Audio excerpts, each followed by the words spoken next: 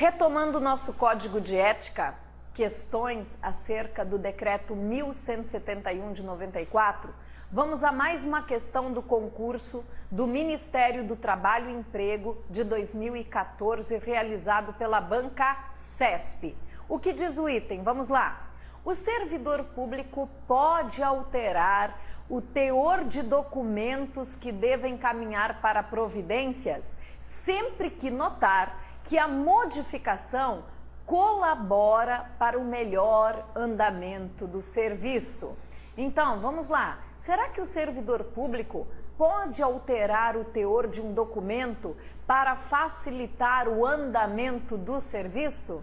Lógico que não, né, galera? O item está errado. Nos termos do artigo 15, letra H do decreto da ética, né, do decreto 1171, é expressamente proibido ao servidor alterar ou deturpar o teor de documentos que deva encaminhar para providências, tá? Então, o servidor público não pode alterar documento, né, modificar, deturpar o teor de um documento no intuito de alterar a verdade dos fatos, mesmo que para facilitar o andamento do seu trabalho. Não se admite, é expressamente vedado. Vamos para o próximo item, também do concurso do Ministério do Trabalho e Emprego, cargo de contador, concurso realizado por CESP em 2014. Julgue os itens a seguir, referentes à ética no serviço público e suas instruções legais. Item 18. A função pública, para todos os efeitos, deve ser tida como exercício profissional, não se integrando à vida particular do servidor, o qual deve ser capaz de distinguir entre interesses privados e o bem comum. Então, o item, ele se apresenta como errado, porque a função pública deve sim ser encarada, ser tida pelo servidor como um exercício profissional, né? Vão chegar para você, vão te perguntar, vem cá, Raquel, qual é a tua profissão?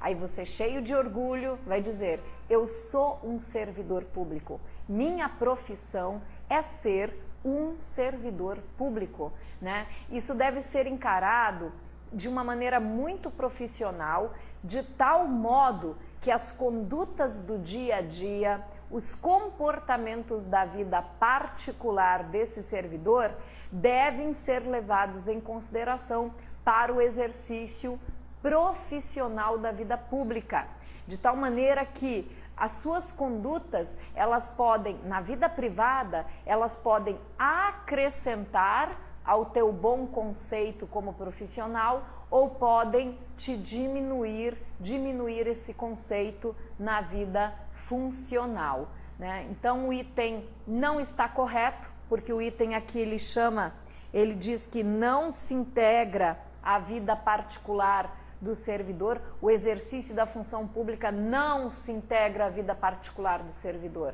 Está incorreto. O exercício profissional de servidor exige que as suas condutas do dia a dia se integrem sim à sua vida funcional, de tal maneira que uma conduta, um comportamento na vida pessoal pode aumentar o seu conceito ou diminuir o seu conceito profissional no exercício da função pública. Então o item está errado, tá? Como fundamento legal, novamente eu apresento o inciso 6 do decreto 1171. A função pública deve ser tida como exercício profissional e, portanto, deve se integrar, sim, na vida particular de cada servidor. Assim, fatos e atos na conduta do dia a dia poderão acrescer ou diminuir o seu bom conceito enquanto servidor, tá ok? Outro item, item 19, também do concurso do Ministério do Trabalho e Emprego. o servidor público deve ser assíduo e frequente em seu serviço, posto que suas ausências ou atrasos causam prejuízos à ordem do trabalho, o que repercute negativamente em todo o sistema no qual esteja inserido. Então, de fato, é verdade, né? O item está o quê? Correto. Por quê?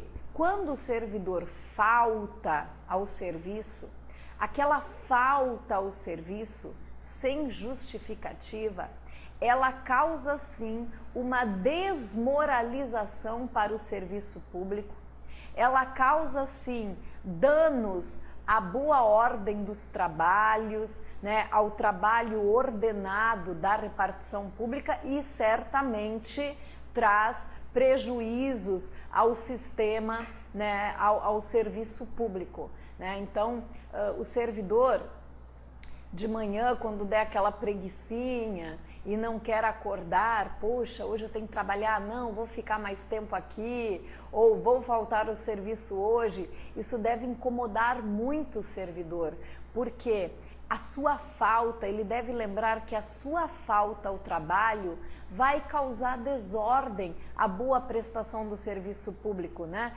Pessoas deixarão de ser atendidas ou talvez não serão tão bem atendidas, porque a falta ao serviço, né, ela causa danos, causa prejuízos ao trabalho ordenado da instituição.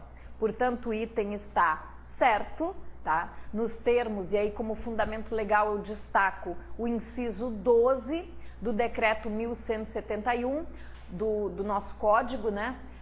Que destaca então o seguinte preceito ético: toda ausência injustificada do servidor de seu local de trabalho é fator de quê? De desmoralização do serviço público. Por quê? Porque vai trazer prejuízos ao trabalho ordenado, ao fluxo ali, à rotina daquela repartição pública, o que vai conduzir à desordem nas relações humanas e prejudicar com certeza o sistema, né? O sistema vai causar uma má reputação ao serviço público e certamente pessoas deixarão de ser atendidas ou pessoas serão não tão bem atendidas porque faltou uma pessoa, então os seus colegas ficaram sobrecarregados, processos administrativos deixarão de ter o seu andamento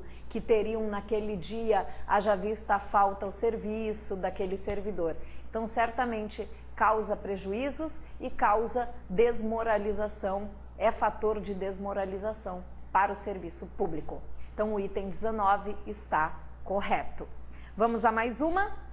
Selecionei aqui uma questão do concurso da Ancine, concurso realizado pela Banca CESP em 2013, cargo analista. Vamos lá.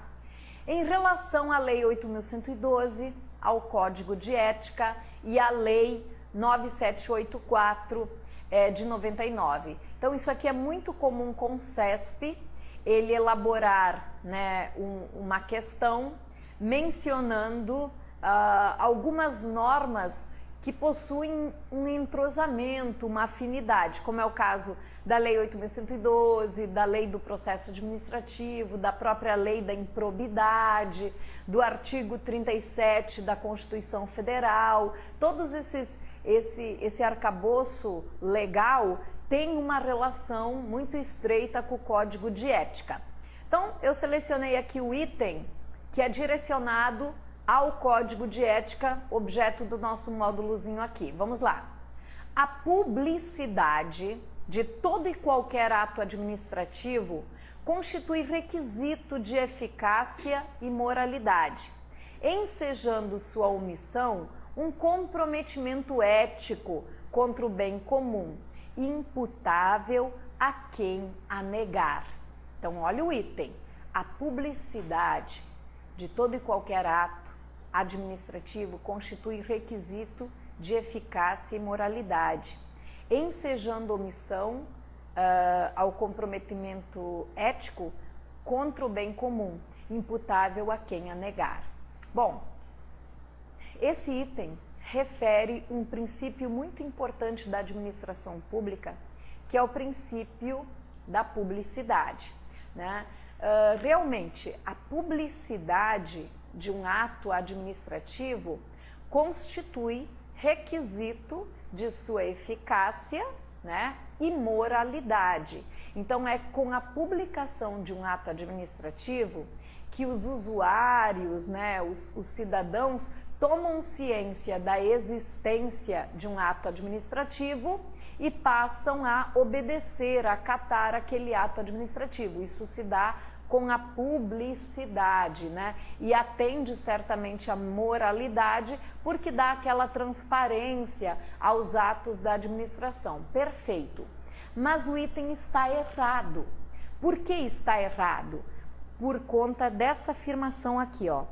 Todo e qualquer ato. A publicidade de todo e qualquer ato. Nem todos os atos são o quê? Publicados, tá bem? O princípio da publicidade, ele possui exceções. Alguns atos administrativos, eles não estão sujeitos à publicação. Então, a Bancasesp deu o item como errado, tá? O erro, como eu destaquei já na afirmativa, é a publicidade de todo e qualquer ato. Por quê? Nem todo ato administrativo deve ser publicado. Isso você tem expressamente no inciso 7 do decreto 1171, tá? Salvo os casos de segurança nacional, investigações policiais ou interesse superior do Estado e da administração pública, a serem preservados em procedimento previamente declarado como sigiloso, a publicidade de qualquer ato administrativo constitui requisito de eficácia e moralidade. Então, assim, a publicidade é requisito de eficácia e moralidade, ensejando sua omissão num comprometimento ético contra o bem comum, imputável a quem a negar, ok? Mas não é qualquer ato administrativo, não é todo ato administrativo que deve ser publicado, porque alguns atos, ó, de cara, o Código de Ética já traz as exceções. Casos de segurança nacional, investigações policiais ou de interesse, investigações de interesse superior do Estado ou da administração pública poderão ser mantidas sob a chancela da reserva, sob a chancela do sigilo. Então, nem todo ato, todo e qualquer ato deve ser publicado, tá? Então, questão... E aí temos que ter o cuidado, né, com essa pegadinha aqui da Bancasesp. De modo geral, sim, a publicidade de todo ato é requisito de eficácia e moralidade, sim, mas não é absolutamente todos os atos administrativos que serão publicados, pois nós temos exceções, tá bem? Outra questão... Igualmente do concurso Ancine, Bancasesp, analista de regulação, concurso de 2013. Vamos à questão. Com base na Lei 8.112, que não é nosso foco aqui, e no Código de Ética do Servidor Civil do Poder Executivo Federal, diz o item: para fins de apuração do comprometimento ético, o conceito de servidor é bastante amplo, verdade, abrangendo os que, por força de qualquer ato jurídico, prestem serviços de natureza excepcional, mesmo que não remunerados, ou os que estejam ligados apenas indiretamente a um órgão do poder estatal. Bom, temos que ter cuidado aqui. A primeira parte tá ok, né, gente? Essa afirmação de que o conceito de servidor público para a observância do comprometimento ético, para a aplicação do Código de Ética, é bastante amplo. é um conceito bastante amplo, abrangendo os que, por força de qualquer ato jurídico, prestem serviços de natureza especial, mesmo que não remunerados? Sim. Ou os que estejam ligados apenas indiretamente a um órgão do poder estatal? Também sim, mas não apenas estes, né? O conceito amplo de servidor público, ele abrange outras figuras além dessas.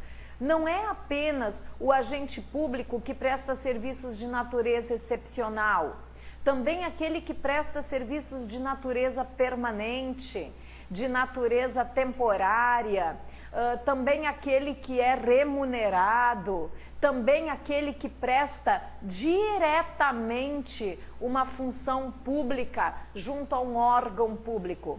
Então, esse conceito que está aqui, né, de servidor, aquele que presta serviço de natureza excepcional e aquele que presta serviço de forma indireta, não é apenas estes, né? Existem aqueles também que são abrangidos pelo Código de Ética, que têm um vínculo permanente com a administração, que têm um vínculo temporário, que são remunerados, e temos aqueles que prestam diretamente funções públicas para órgãos ou entidades. Então o item está o quê? Errado, porque no conceito previsto no Decreto 1171, no Código de Ética do Servidor Federal, nós temos outros agentes públicos além desses, né, vinculados ao comprometimento ético, ou seja, é todo aquele que por força de lei, de contrato, de ato jurídico, presta serviços na administração, pode ser de forma permanente, pode ser de forma temporária, de forma excepcional, ainda que sem retribuição, e ligado, pode estar ligado direta ou indiretamente a um órgão ou uma entidade da administração pública, uma entidade paraestatal ou em qualquer outro setor onde prevaleça o interesse do Estado. De fato, é um contexto, é um conceito amplo de servidor público e que não fica restrito ao indicado na nossa afirmativa, né? Porque a afirmativa indicou aquele que por ato jurídico presta serviços de natureza excepcional, né? Mesmo que não remunerado, e ainda aquele ligado indiretamente. Não é só esses, temos mais situações contempladas nesse conceito de agente público, né? Cujo compromisso, né, está comprometido aos preceitos éticos do nosso Decreto 1171. O conceito é muito mais amplo do que foi enunciado na afirmativa CESP, portanto, o item está errado. Vamos ao próximo item. Concurso da ANTT, analista administrativo CESP, concurso realizado em 2013. Vamos lá. No que concerne à ética no serviço público, julgue o item abaixo. Vamos ao item? O equilíbrio entre legalidade. O servidor público só pode fazer o que a lei permite. E o equilíbrio, né, esse equilíbrio entre a legalidade, produzir atos administrativos conforme as disposições legais, e a finalidade. Qual é a finalidade de uma repartição pública? Qual é a finalidade que deve ser perseguida por um servidor? O bem comum. Então, o equilíbrio entre a legalidade, o princípio da legalidade e a finalidade, que é o objeto da administração pública, que é o fim comum, o bem comum, na conduta do servidor, é que fundamenta a motivação, o motivo, né, do ato administrativo, devendo o servidor distinguir não só entre o que é legal e é ilegal e o ilegal, entre o justo e o injusto, entre o conveniente e o inconveniente, mas também ele deve julgar, né? Ele deve analisar, distinguir o honesto do desonesto, né? Então, a moralidade, a moral dentro da administração pública, que nós temos uma moral na nossa vida, né? Enquanto cidadão, né? O que é moral? É fazer o bem, né? A moral é aquele juízo em que a gente escolhe entre o bem e o mal. Só que numa repartição pública, a moral, ela é um pouco mais do que isso. Não basta você escolher entre o bem e o mal, entre o certo e o errado. Você precisa escolher aquela opção que visa atingir o certo, o bem, mas não é para você, nem para algumas pessoas. É o bem comum. Esta é a moralidade, esta é a probidade, esta é a honestidade dentro de uma repartição pública. É você escolher a melhor opção, é você decidir por aquilo que determina o bem comum, ou seja, a busca pelo interesse público. Então, esse equilíbrio, porque você tem que respeitar os dois princípios, né? O princípio da legalidade, que é só fazer o que a lei permite. Mas não basta só isso. Você tem que usar o ato previsto em lei para atingir o bem comum. Esta é a moralidade dentro da administração pública. Então, está corretíssimo o item 22. O servidor, a conduta do servidor, ela precisa buscar esse equilíbrio. Não basta só respeitar a lei. Deve-se buscar sempre, com a conduta do servidor, o bem comum. O equilíbrio, respeitar a lei, só fazer atos permitidos em lei e atos que busquem o interesse público, este equilíbrio é que vai dar a moralidade, vai atribuir a moralidade para o teu ato administrativo. Devendo o servidor não só distinguir entre o que é legal e ilegal, entre o que é justo e injusto, entre o que é conveniente e inconveniente, mas também entre o que é honesto e desonesto. E a probidade, a moralidade, numa repartição pública você atinge quando o teu ato busca como bem, qual é o bem? O bem comum, o interesse público. Se você se desviar disso, você estará praticando uma improbidade, né? Você não está sendo probo, você não está sendo moral dentro da repartição pública. Mesmo que teu ato tenha previsão em lei, se você não buscar o interesse comum, o teu ato não atingiu a moralidade administrativa, tá ok? Item 22, perfeito, né? O item está certo, fundamento legal. E inciso 3 do decreto 1171. A moralidade da administração pública não se limita a distinguir entre o bem e o mal, devendo ser acrescida de que ideia de que o fim perseguido na repartição pública é sempre o bem comum. E o equilíbrio entre a legalidade e esta finalidade, que é atingir o bem comum, é que pode consolidar a moralidade, a honestidade, a ética do ato administrativo. Fechou? E no próximo bloco, mais questões de ética para você. Até!